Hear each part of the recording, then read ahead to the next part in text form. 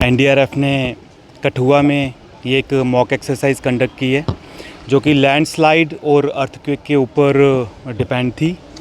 जैसा कि आपने देखा कि टर्की में इस तरीके का एक बहुत बड़ा अर्थक्वेक आया जिसमें पूरे का पूरा बहुत क्षति पहुंची है। उस तरीके का अगर कुछ होता है, उसकी प्रिपेयर्डनेस किस तरीके से हम कर सकते हैं, लोगों को किस तरीके से हम ज़्यादा से ज़्यादा शिक्षित कर सकते हैं ताकि वो अपनी जान बचा सकें और अपने साथ वाले लोगों की जान बचा सकें, यही इस मॉक एक्सरसाइज का उद्देश्य था।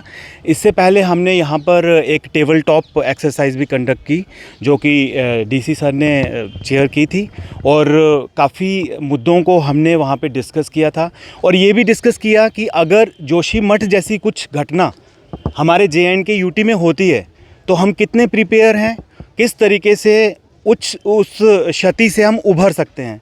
तो ये सारी डिस्कशंस हमने की थी और इसी के बीच में हमने अभी यहाँ के जो बच्चे हैं, जो वॉलंटियर्स हैं, उनको CPR देना सिखाएंगे, प्लस सॉफ्ट टिश्यूज़ इंजरीज़ वो कैसे रिकवर कर सकते हैं, किस हिसाब से वो अपने लोगों की खुद मदद कर सकते हैं। क्योंकि ऑन द मीन टाइम जब डिज़ास्टर आता है तो जो बाय स्टैंडर्ड्स होते हैं, जो लोग वहाँ के लोकल्स होते हैं, वही सबसे ज़्यादा योगदान उस समय कर सकते हैं क्योंकि टीम्स को पहुँचने के लिए टाइम लगता है।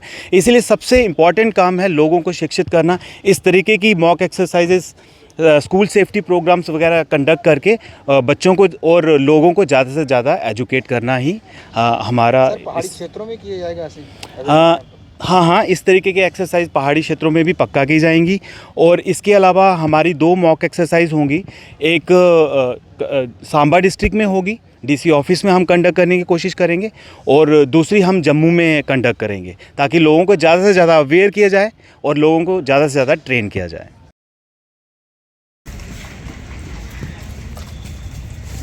प्रत्येक रेस्क्यूअर की सेफ्टी को ध्यान में रखते हुए सेफ्टी ऑफिसर प्रत्येक रेस्क्यूअर का पर्सनल प्रोटेक्टिव इक्विपमेंट चेक करते हैं। चेक हो जाने के बाद ही वर्क साइट में भेजते हैं। आप देख रहे हैं इक्विपमेंट चेक करता है, वर्क साइट में भेजे जा रहे रेस्क्यूअर की गिनती करता है और स्ट्रेंथ अपनी डायरी में नोट करता है। उसके बाद ही रेस्क्यू पर एंट्री ना कर सके, जिससे कि रेस्क्यू कार्य में पहुंच चुकी है। जो व्यक्ति चलकर मेडिकल बेस तक पहुंच सकता है कृपया पहुंचे। अभी मेडिकल फर्स्ट रिस्पॉन्डर टीम द्वारा सरफेस विक्टिम को ट्राई किया जा रहा है। ट्राई हो जाने के बाद घायल सरफेस विक्टिम को साइबान इमरजेंसी मूव का इस्तेमाल तब किया जाता है जब विक्टिम को तत्काल खतरा पहुंचने की स्टेबल करना संभव ना हो। ऐसे विक्टिम को मेडिकल बेस पर रेस्क्यू द्वारा फ्री हॉस्पिटल ट्रीटमेंट दिया जाता है।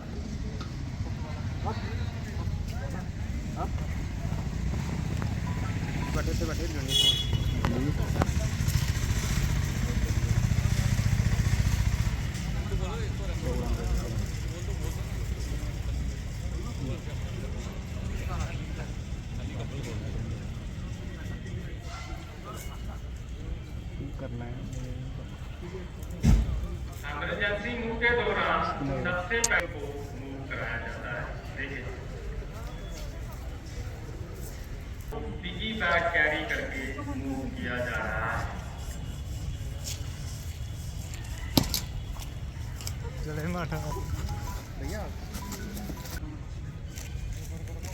अभी आप देख रहे हैं नी फ्रैक्चर वाले विक्टिम को 2 मैन हैंड के तरीके से मूव करके मेडिकल बेस तक लाया जा रहा है।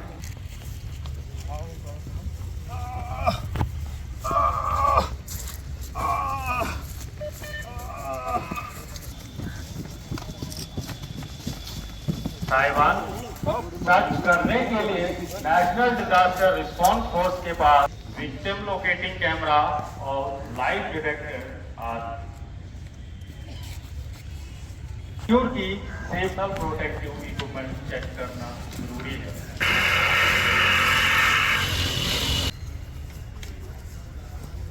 विक्टिम लोकेट सकता है। इसमें LED लाइट होने के कारण अंधेरे में भी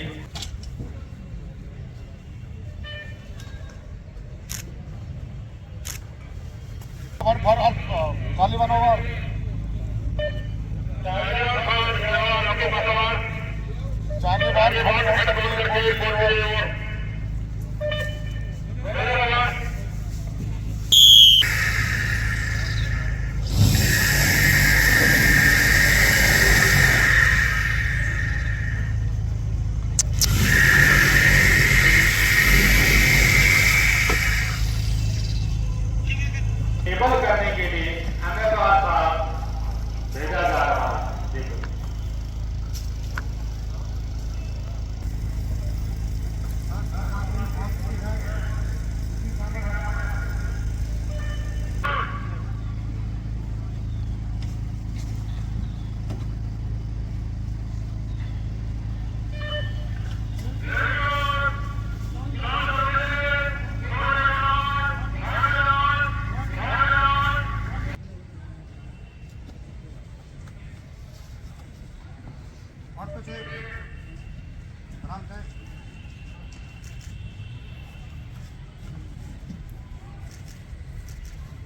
अभी आप अपनी नजर सामने ब्लॉक एक्सेस की तरफ ले जाएं।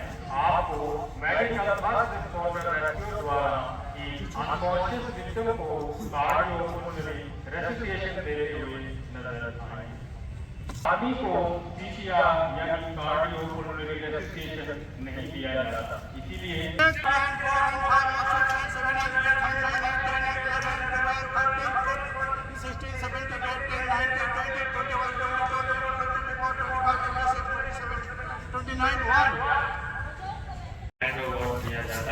साथ ही साथ हैंड ऑफ को और नो ऑब्जेक्शन सर्टिफिकेट भी दिया जाता है।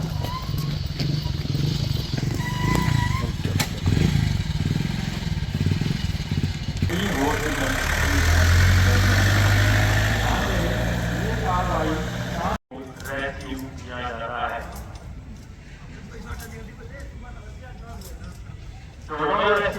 दोबारा रोड क्लाइंबिंग करते हुए छत पर प्रवेश करते हैं।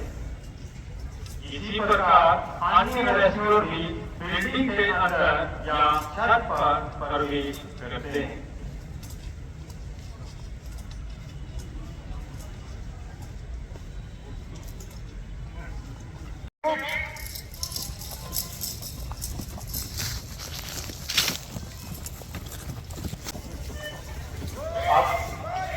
अभी आप मेडिकल ले जाकर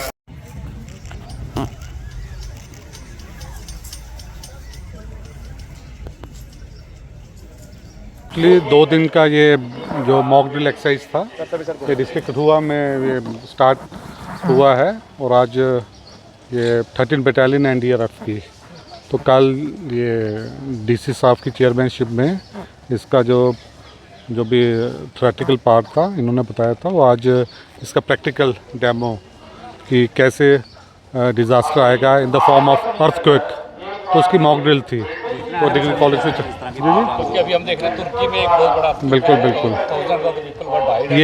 यही चीज़ जो जितने भी स्टेक होल्डर्स हैं, जैसे ये एसडीआरएफ है, एनडीआरएफ तो है ही है, डिस्ट्रिक्ट एडमिनिस्ट्रेशन है, पुलिस है, बाकी सिविल सोसाइटी के भी, तो उसी में कैसे कोऑर्डिनेशन बनेगा।